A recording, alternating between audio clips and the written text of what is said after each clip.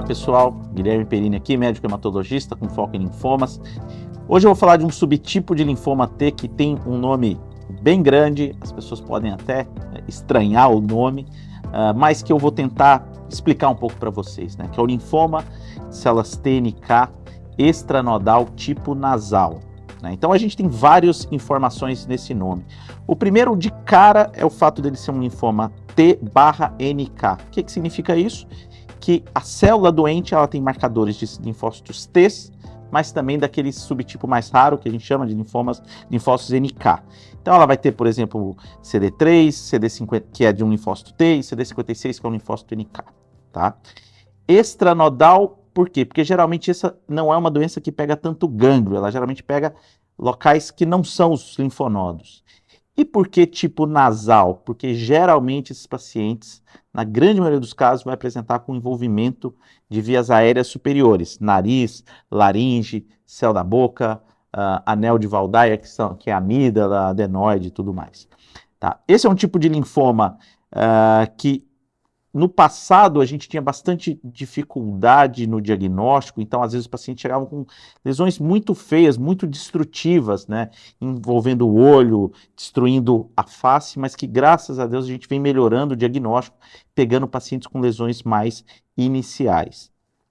É importante essa distinção de subtipo, porque esse subtipo de linfoma tem um tratamento bastante diferente de outros tipos de linfomas T, por exemplo. Então, geralmente, para doenças localizadas, né, em região nasal, garganta, a gente vai considerar algum tipo de quimioterapia, que geralmente são com drogas diferentes, não é geralmente o CHOP, o CHOEP, e radioterapia, e é a radioterapia numa dose relativamente alta, em torno de 50 a 60 grays, e isso consegue curar uma parte boa desses pacientes, tá?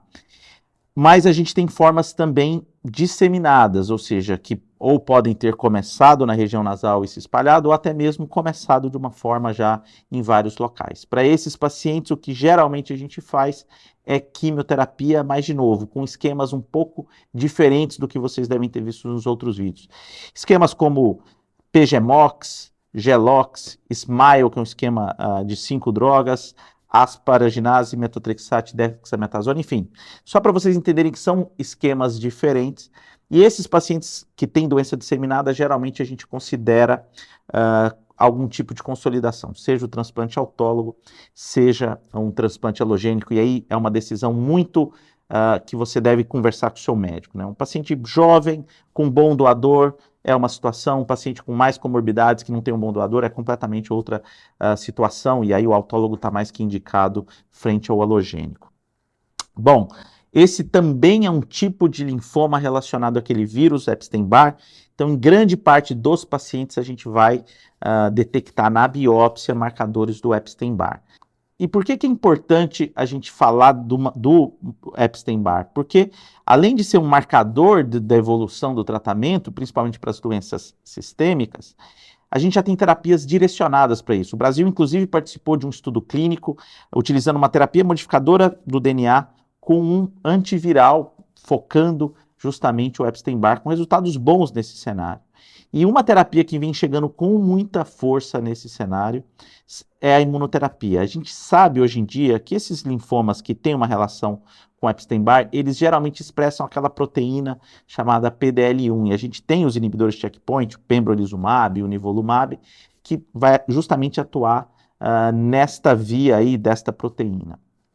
A verdade é que a gente já tem alguns estudos no cenário de doença recaída que o pembrolizumab mostrou resultados muito bons, praticamente 80, 90% dos pacientes respondendo à imunoterapia. Então, esses pacientes, quando tinham recaída, eram pacientes mais difíceis de tratar. Hoje a gente tem mais opções como o pembrolizumab. E, obviamente, é um cenário que toda vez que uma droga funciona em linhas mais tardias, é possível que a gente migre isso para a primeira linha, para melhorar ainda mais o resultado dos pacientes. Só falando um último dado que eu acho que é importante, que é em relação à radioterapia. Você, paciente que recebeu esse diagnóstico, saiba que a radioterapia é muito importante no tratamento, mas que infelizmente pela localização podem vir efeitos colaterais da radioterapia. O que eu estou querendo dizer com isso? principalmente mucosite, inflamação das mucosas quando você está fazendo a radioterapia. Geralmente mais no término da radioterapia isso pode acontecer. Isso às vezes causa dor para o paciente, às vezes o paciente tem dificuldade até mesmo de se alimentar, engolir. Alguns pacientes infelizmente têm até inclusive que passar sonda para se alimentar.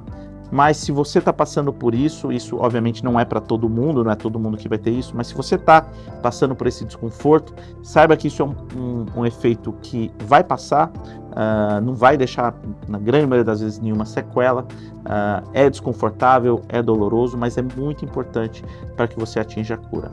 Força aí se você está passando por isso, é transitório e isso é muito importante para o seu tratamento.